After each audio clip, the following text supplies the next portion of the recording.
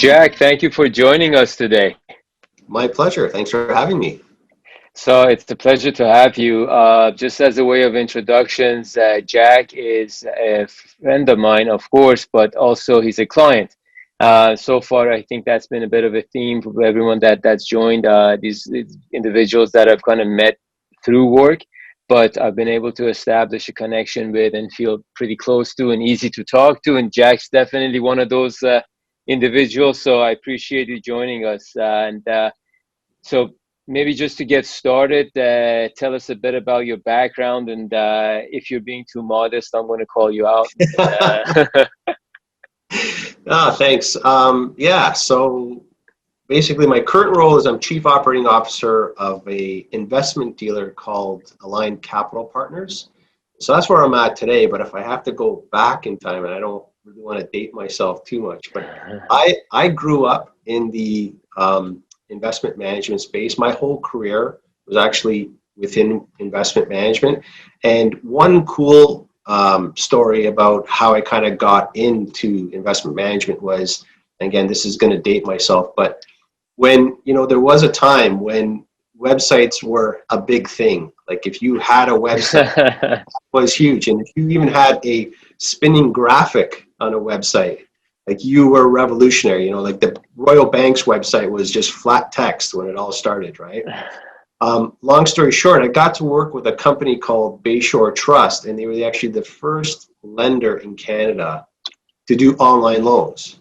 And it was as simple as a simple page. You type your name, you type your address, you type your SIN number. God forbid today, but you could do that back then. And it would pull a credit bureau, and if your number was above 700, up to $15,000 is yours. If it was below 700, needed review. Anyways, it was a success because no one else had this kind of, technology. It was huge, and Right. it got the eyes of some fund companies. It was Trimark at the time. So Trimark buys Bayshore Trust for the technology, and that's how I made my way into investment management. But throughout my career, it's always been more technology focused.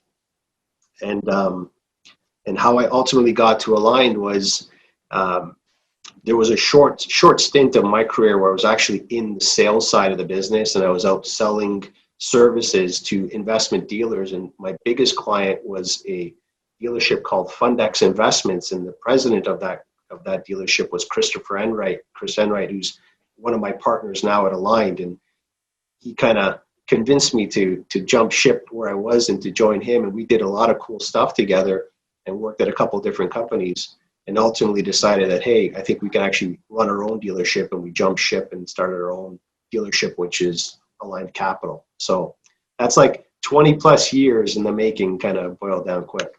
That's awesome, man.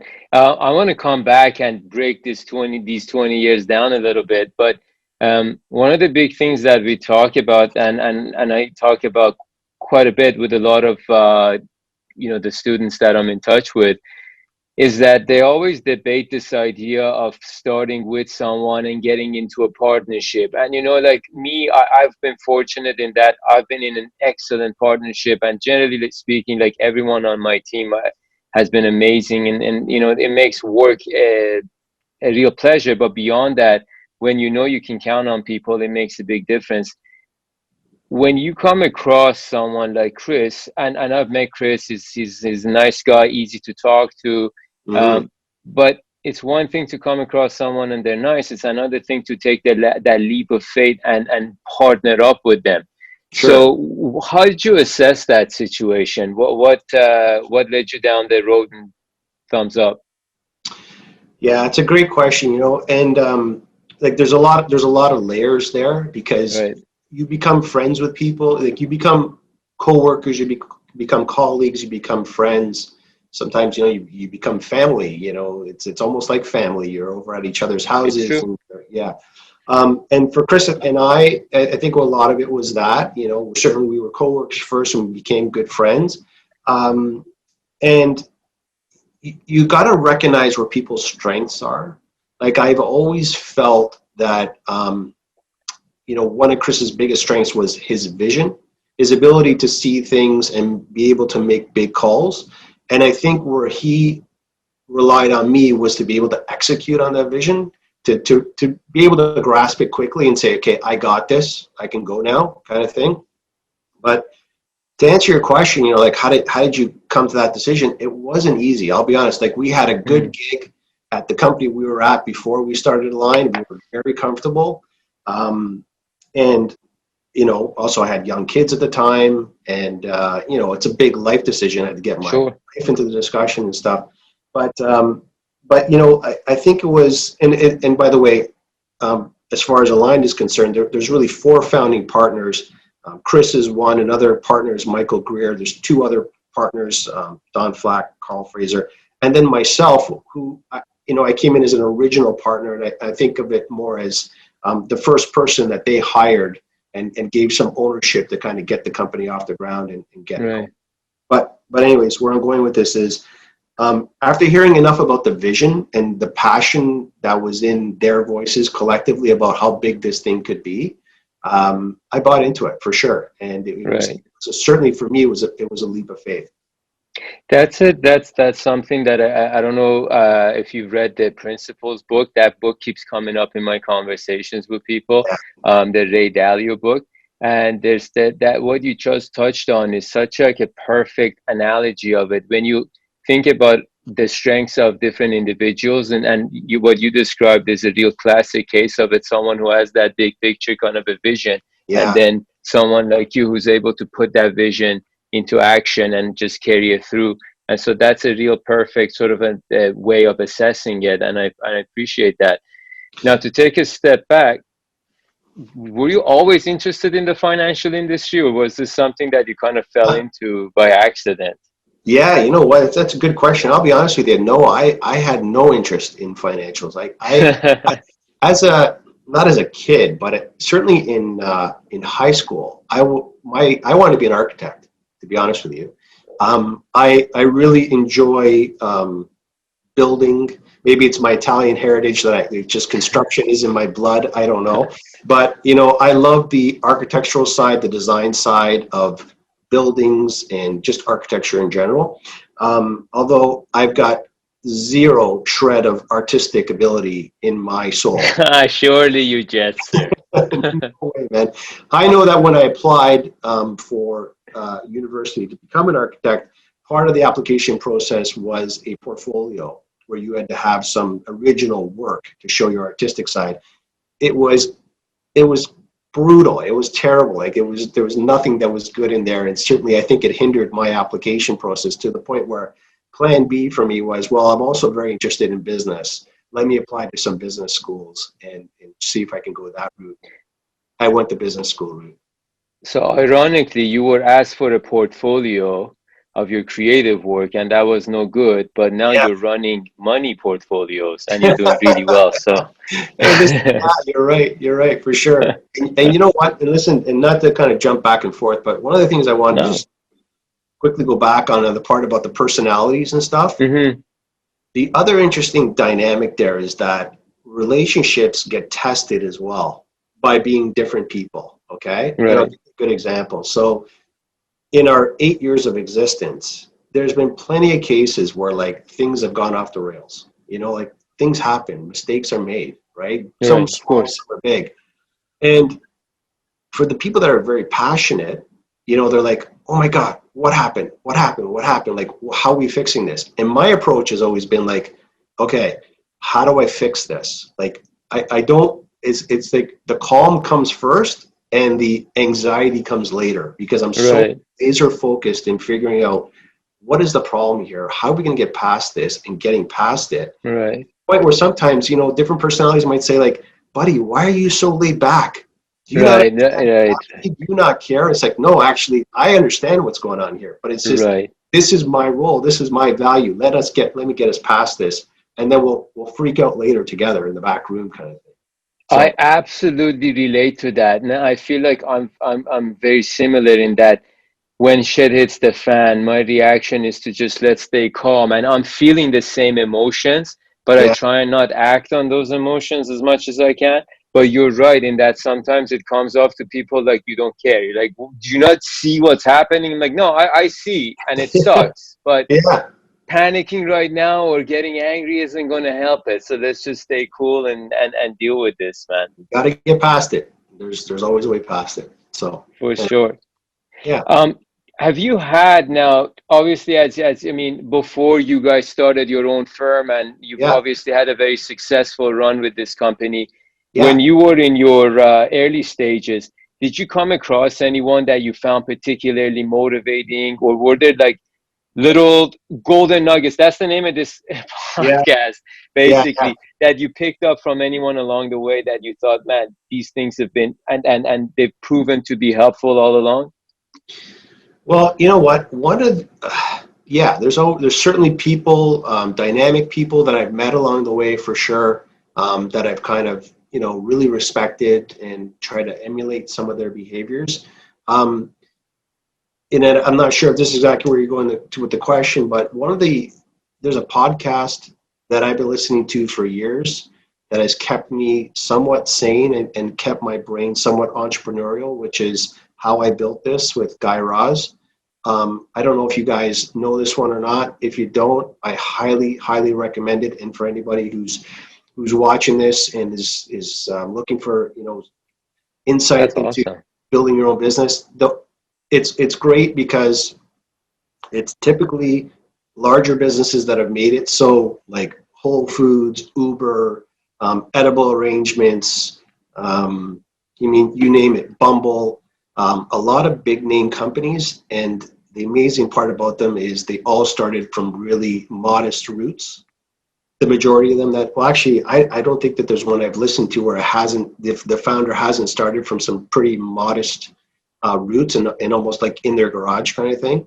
Mm-hmm. And they're just like stories of like prosperity and sticking with it, and just being creative and just figuring out ways to keep moving. And in every story, and of course I won't give any of them away, but in almost every story there's always that almost breaking point where, Right. man, we lost a huge customer, or our product is got a problem with it, or whatever the problem, and they figure out a way to get around it, and by doing Right. that they're now uber successful. And they're Right. just really inspirational stories. So I really recommend that podcast. That's awesome. That actually brings me to something that I always like to ask people and just get their thoughts on. Because when you talk about getting to those moments where you have these failures or you face these challenges and it's this like fork in the road, I find that there's certain common characteristics or maybe like mindsets that help people get through, and whether it's a successful entrepreneur or a athlete or whatnot, they kind of rely on the same basic principles. It's like, be honest with yourself, assess your situation honestly, be honest with the people around you about yourself, your needs, your abilities, but then also like basics in terms of like persevering, accepting situations as they are, and certain key qualities and key characteristics. So I'd love to get your thoughts on like some of the most fundamental, important, like human qualities that you Sure. think people need to nurture in themselves. If it's cliched, so be it, because I mean some of these things come off cliched because they're true and people talk about them. But anything as simple as honesty to hard work, but anything even more nuanced than that, love to get your thoughts on some of that. Yeah, I mean, for me, integrity is huge. Like you Mm-hmm. got to stand by what you're selling or what you're delivering. It's that whole thing. You only get one chance at a first impression, and Right. and once you, I'm also a big believer that if if you're not truthful and you're caught, it's almost impossible to get it back. Like it really Right. is tough. So I've never had to put myself in that position. So I always try my best. So I think integrity is big. I think obviously hard work is huge too. That Right. whole thing. The harder you work, the luckier you get. I'm a big believer in that. Right. Um, and just on the integrity side, that just going back, one of the people I think about is you, Ali, to be honest with you, in terms of, Thank you. how you run your business and how you treat people. And your listeners will find this interesting, but you and I, we met almost like off the cuff in that, you were managing a platform for an investment manager that we were starting to do business with, and there was a exchange of data required and so on. And there was a point where I was worried that maybe you got too much data on your system that you shouldn't have. And I called you up, and I was actually a little bit, for me, I think I was a little bit too rough about it, kind of thing. And you were like, listen, buddy, like, you don't know me. I'm not a fishy business kind of guy. Like, trust me when I tell you, I've only got what I need, kind of thing. And I actually felt bad about it, to the point where we met up just recently at a Christmas party. And I felt compelled to tell you, like, you know what, man, I'm sorry about that conversation we had 2 years ago. I was a little bit too offside, and everything I found out about you thereafter has just proven to me, like, yeah, I should have just trusted what you said out of the gate. But it does prove, it gets to the point of what I'm trying to say, like, you got to build a name for yourself, and that 100%. it's built on trust a lot of times, right? 100%. I couldn't agree. I mean, just for everybody as a side note, that Christmas party was last year, so that's how quick time flies. I don't want any COVID concerned people to think we're having Christmas parties here. Yeah. But no, but you're right. I agree with you 100%, and it's something that I've really come back to over and over again. People and the way they are and their quality in terms of. And I'll tell you what, like, my feedback on that situation, I took that as a very positive, because one saying that we have internally within our company is that the only problem we can't remedy for a client is if they don't care. And when you call me up and you're concerned about your data, that shows to me that you care.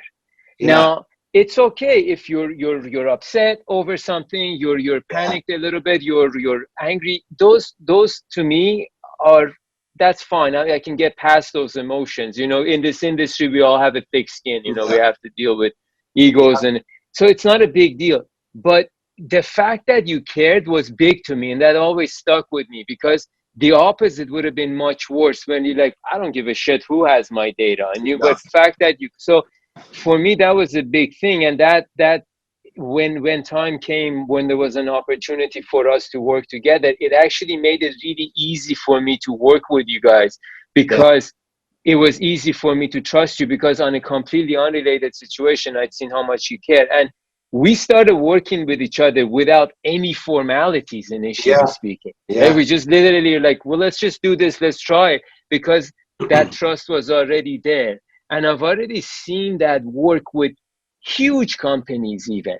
Once the trust is there, they'll start working with you, and they'll deal with the formalities. We all need to, especially in our industry.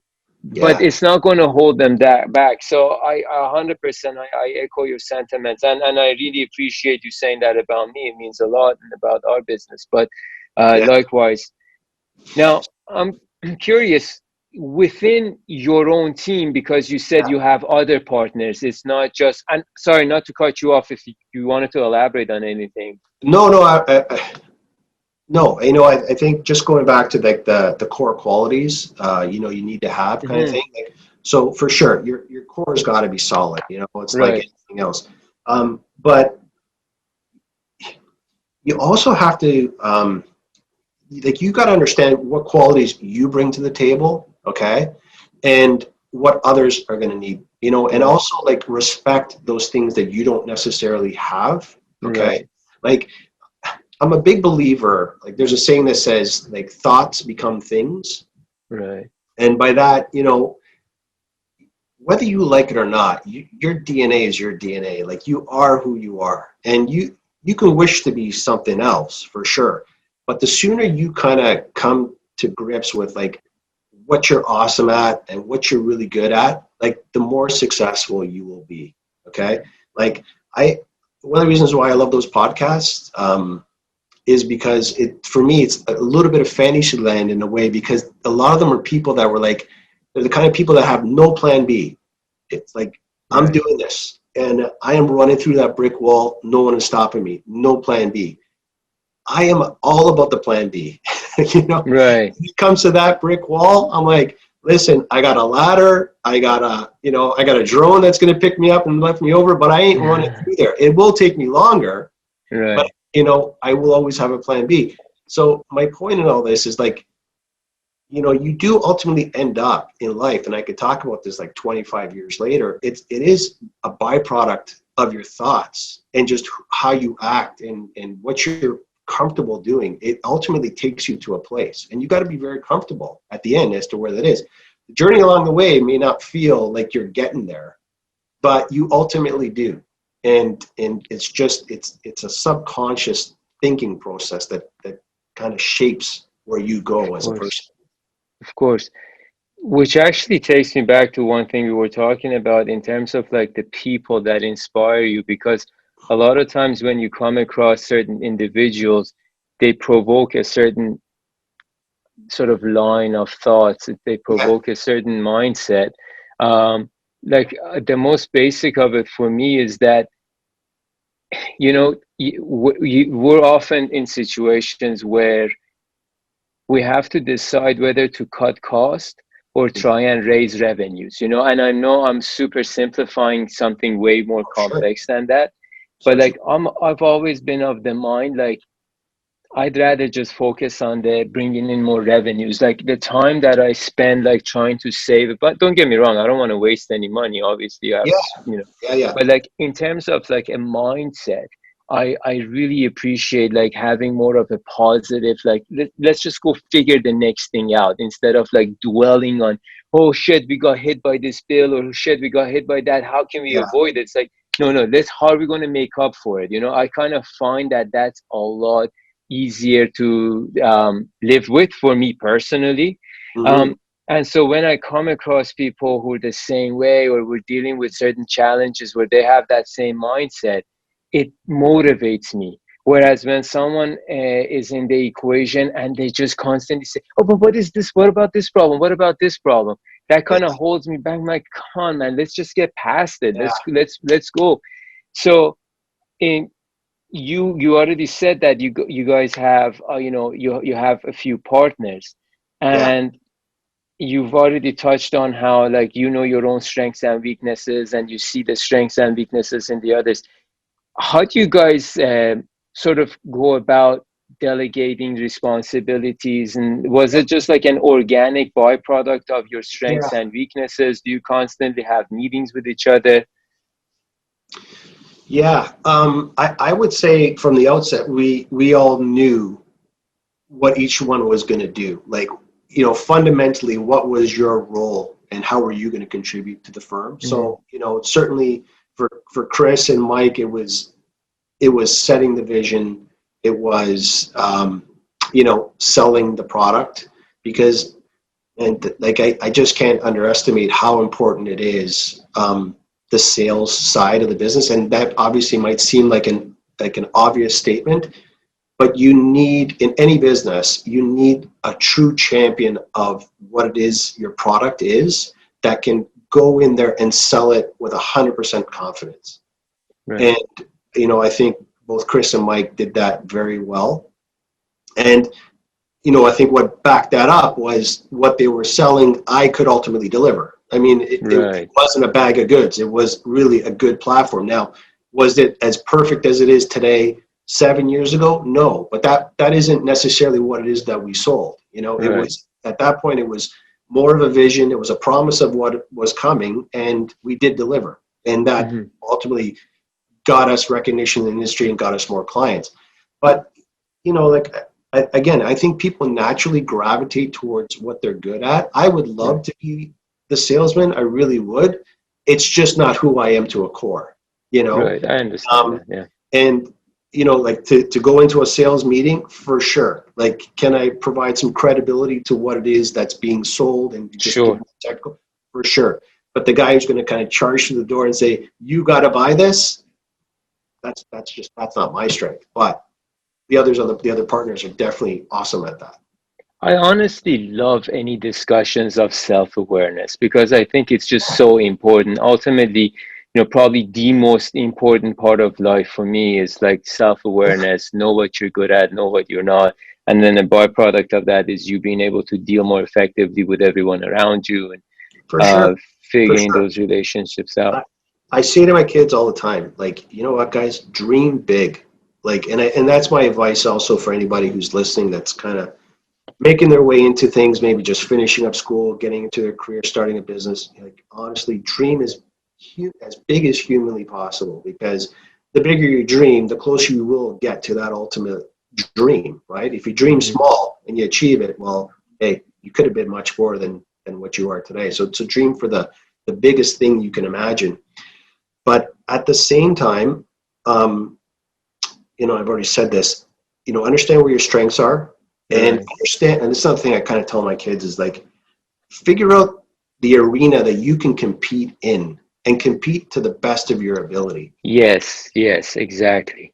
Like, as you know, in our business, there is a lot of very successful people that Right. have, and again, we can have a discussion on how do you measure wealth. But if you're measuring wealth from a financial perspective, like, they got a ton of dough. There's no doubt about it. Sure. And I don't necessarily compete on the financial side, but I think, on the intellectual side, or understanding the roots of the business, I think I can hold a conversation with anybody. So it's this thing where, figure out what you're interested in, figure out what your arena is, and just be your best in that space. Right. No, that's awesome. You're right. I mean, you do have to find that out. And someone else said this too. Work on building yourself based on your strengths. Like, you don't want your weaknesses to hold you back, For but sure. don't focus on your weaknesses so much. Just focus on getting your strengths in place so that you can just do the best you can with them.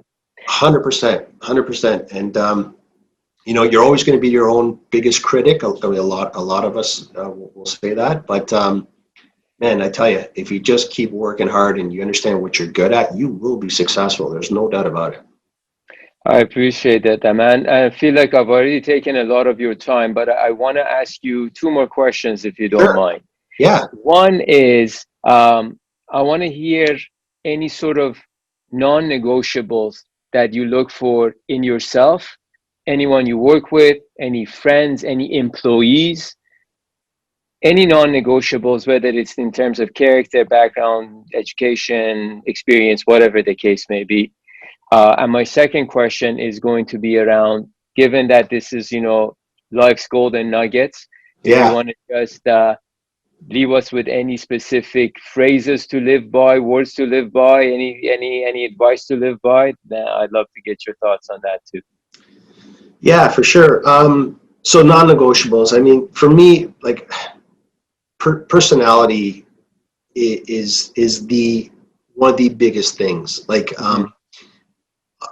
education, like the number of degrees or the accreditations you have, that's not going to land the job with me, or make your way like into my life, kind of thing. It really is personality fit. It's just a general, um, just a general common understanding of, being nice and being good to people. Right, Um, I'm just a big believer in getting, just getting along and just finding people that can share the same vision and execute on that vision. Like, I tell you, man, I don't stress about much. I don't stress about money, and I don't stress about health. Thankfully, my health is good and all that kind of stuff. But I stress about one thing, and that's time. right, It's the one thing you do not have control over and you can't get back, right? exactly, So the only time, ask anybody at work, the only time I get pissed is when we waste time, you right, know? So that's why it's so important for me, like, to set the vision at the top, make sure everybody's on the same page. Are you good? Yeah, I'm good. And we do it. And then when we find out, right. like, oh, we said we are going to do that and we didn't do it, then I get pissed, I right? get that. I get that. Um, You're right. Time is the only thing we can't get back. I can appreciate that. Yeah, and it just kind of lends to the next point, which is just, when you make calls, you got to stick with them. Like, you make Right, decisions, you take the time up front to talk it all through, talk all the combinations, all the plan Bs, but then we make a call and we go for it. And sometimes it works, right, sometimes it doesn't, right? But where you fall down is if you don't follow what we agreed to in the beginning. So, right. yeah, That makes perfect sense. Appreciate that, Jack. Now, any words to live by? Any yeah. phrases that you have plaque of upon your wall? Dream big. I've already talked about it. Yeah, That to me is a big one. Dream big, because beautiful. it ties into that other saying I said, which is thoughts become things. It Right. all ties together, man. If you're not thinking big and you're not kind of training your mind to keep thinking big and keep moving in that direction, you will ultimately go somewhere else. So, my parting words, if there was any theme in the things I've said, is like, you know, think big for sure, go for it, but at the same time, be comfortable who you are along the way. Well, you've given us a lot of great ones, man. I mean, definitely dream big, self-awareness, hard work, integrity. These are all things that you've touched on, which are all critical, and I appreciate. And you see it, you sort of see a theme emerge as you talk to, successful people like yourself. And I've said this often, like individuals that so far I've been fortunate to have on this podcast have all been people that not only have I admired professionally, but also on a personal level, and I can respect them on both levels. And you're certainly amongst them, and for good reason. So thank you very much for doing this, Jack. Really appreciate it. My pleasure. I really looked at the clock. I'm like, wow, already taken more than 30 minutes, I think, of your time. So it flew by quickly. But hopefully, we'll get to have more of these with you, and even more. Hopefully, it'll be in person, and it doesn't Yeah, have to be on Zoom. But we'll see. awesome. We'll see how that plays Thanks, out. thanks for the Thank you opportunity. so much. Thanks Appreciate a it, lot. Jack. Take care. Take care. Thank you.